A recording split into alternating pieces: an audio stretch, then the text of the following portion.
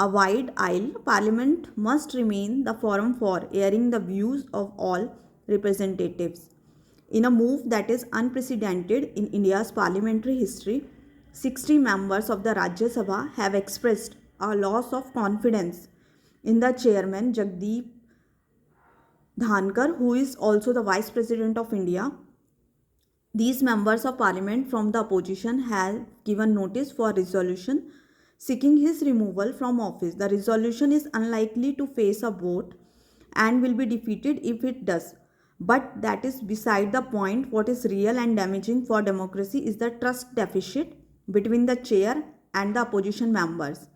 Mr. Dhankar's ruling and his public statements have been cited by Dhankar's ruling and his public statements have been cited by the opposition as proof of the partisanship. Mr. Dhankar's decision to allow Bharatiya Janata Party MPs to speak on the subject of an adjournment motion that he himself had rejected on 9 December was the final trigger for the extreme step by the opposition.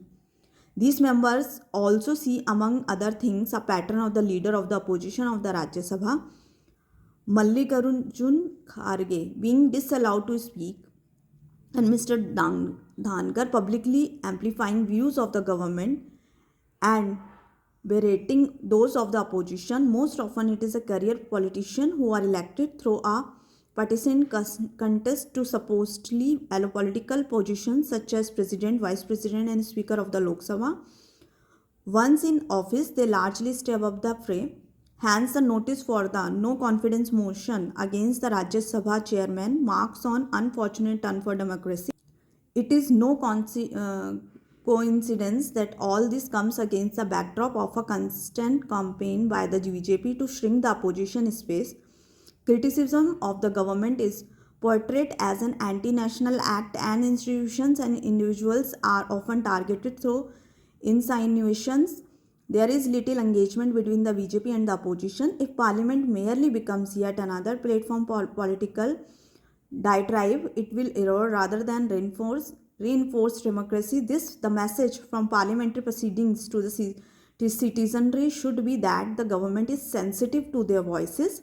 The government's defense of Mr. Dhankar included a reference to his caste and condemnation of the principal opposition party with the insinuation that it was anti-India, while the government gets its way by virtue of its majority, and the opposition must have its say when parliament is held hostage to hostility between the government and the opposition. The chair is possible only when its occupant is neutral and seen as such. Regardless of the merit of the grievances, the chairman should take a proactive approach to reassure his critics that he is above the political fray for the sake of institutions' integrity.